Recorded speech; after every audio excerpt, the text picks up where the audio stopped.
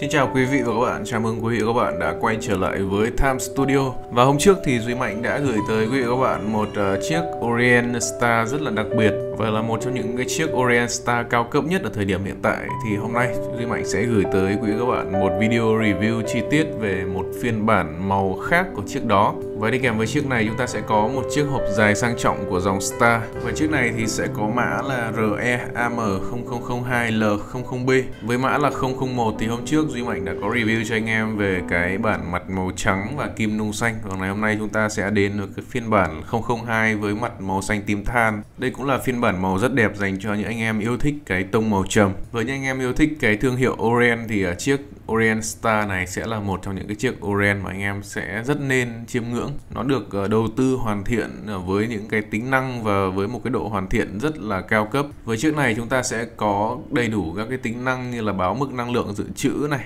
lịch ngày cũng như là lịch moon phase, lịch tuần trăng. Chiếc này thì sẽ có giá niêm yết của hãng khá là cao, 38.570.000. Và với cái phiên bản mặt trắng kim xanh thì có mức giá hiện tại bên mình săn được về cho anh em là 25 triệu năm. Còn với cái phiên bản mặt màu xanh dương này thì mức giá bên mình săn được cho anh em tốt hơn một chút, đó là 23.500.000. Đây là một mức giá cực kỳ tốt cho một cái dòng sản phẩm cao cấp và hiếm hàng như chiếc này. Về mức giá thì rất là ok rồi. Tuy nhiên là anh em hãy cùng mình review chi tiết xem là chiếc này thì liệu có hay ho hay không. Thì đầu tiên phải nói về một cái thiết kế tổng thể trên chiếc này. Chúng ta sẽ có một chiếc được thiết kế tổng thể theo phong cách classic cổ điển với bộ số la mã này, lịch tuần trăng moon phase cùng với một bộ dây da cá sấu cao cấp. Về moon phase thì nếu như anh em xem nhiều các cái thương hiệu đồng hồ cao cấp Thụy Sĩ thì anh em sẽ biết đây là cái tính năng xem lịch tuần trăng, lịch âm, và nó cũng là một cái tính năng cao cấp và khó chế tạo. Vì thế mà ở những cái dòng sản phẩm phổ thông của Nhật thì anh em sẽ thường là không thấy cái tính năng này. Tuy nhiên trên chiếc này chúng ta có cả lịch moon phase và cả lịch ngày đầy đủ, đi kèm với đó là cả ô cửa sổ open heart. Điều này thì cho thấy chiếc Orient Star này là một chiếc Orient được trang bị một cái bộ máy rất cao cấp.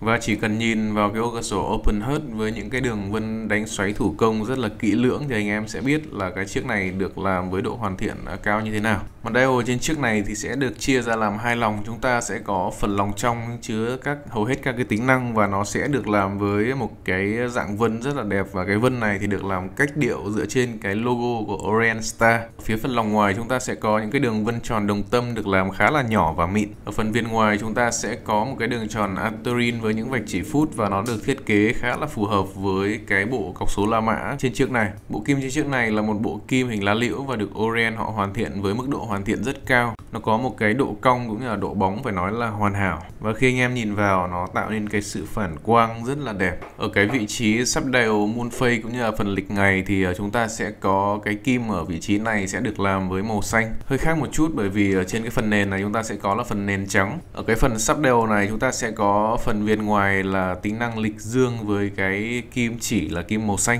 Thế còn ở phía bên trong sẽ là cái phần moon phase lịch âm. Và cái tính năng moon phase này thì sẽ được chỉnh bởi một cái núm chọc ở phía bên hông. Ở trên cái mặt dial này chúng ta được trang bị rất nhiều những cái đường diamond cut sắc sảo và nó làm cho mặt dial của chiếc này bắt sáng rất là đẹp. Các đường diamond cut này được làm ở các vị trí như là phần viền phân cách giữa hai lòng này, rồi tính năng power reserve này, rồi là ô cửa sổ open heart cũng như là ở phần viền ngoài của tính năng lịch ngày. Và tất cả những cái chi tiết được hoàn thiện như vậy thì nó mang đến dáng vẻ cho mặt dial của chiếc này là một cái mặt dial được hoàn thiện cao cấp và sang trọng. Và tất nhiên là để anh em có thể là ngắm nhìn những gì là tinh xảo, là tinh túy nhất ở trên mặt dial của chiếc này thì nó cũng được trang bị một cái mặt kính sapphire nguyên khối cao cấp nhất được phủ chống lóa hai mặt. Thì với cái mặt kính này nó sẽ mang lại cho anh em một cái trải nghiệm cực kỳ trong trẻo.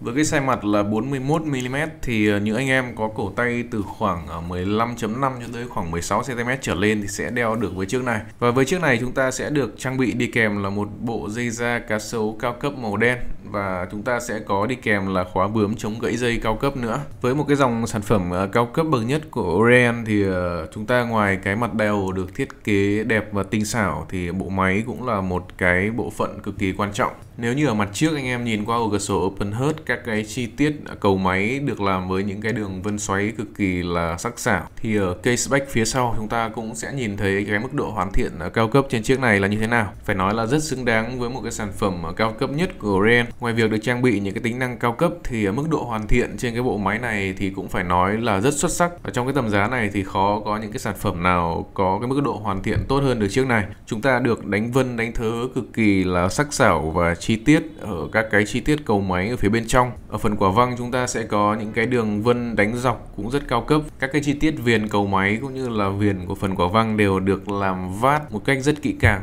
Ngoài ra thì các cái chi tiết ốc trên chiếc này cũng được làm với cái màu xanh, tô điểm lên cái sự sang trọng trên chiếc này. Bộ máy này thì sẽ là bộ máy caliber F7X62 với 21.600 bph tần số dao động, cùng với đó là 40 giờ tích trữ năng lượng. Phải nói rằng trên chiếc này thì Orion đã cố gắng mang lại những cái gì là tinh túy nhất dành cho những anh em đam mê những cái bộ máy cơ học được hoàn thiện với mức độ tinh xảo cao. Ở phía phần viền kim loại bên ngoài thì chúng ta sẽ có những cái thông số như là mã cây của sản phẩm này, số series này, khả năng chống nước là 53 tương đương với 50m, thép không rỉ này, Epson này, rồi là Made in Japan. Với mức giá của hãng là trên 38 triệu và mức giá hiện tại bên mình săn cho anh em chỉ có 23 triệu 500 thì là một mức giá rất tốt. Chiếc này nếu như năm ngoái săn về thì giá nó vẫn đang rất cao là 29 triệu, nên là với cái mức giá 23 triệu 500 như thời điểm hiện tại là cái mức giá phải nói là quá tuyệt vời rồi. Và sản phẩm khi mua của bên mình thì anh em sẽ được tặng kèm thêm một gói bảo hành 5 năm và một gói dịch vụ lau dầu bảo dưỡng trị giá 2 triệu đồng nữa.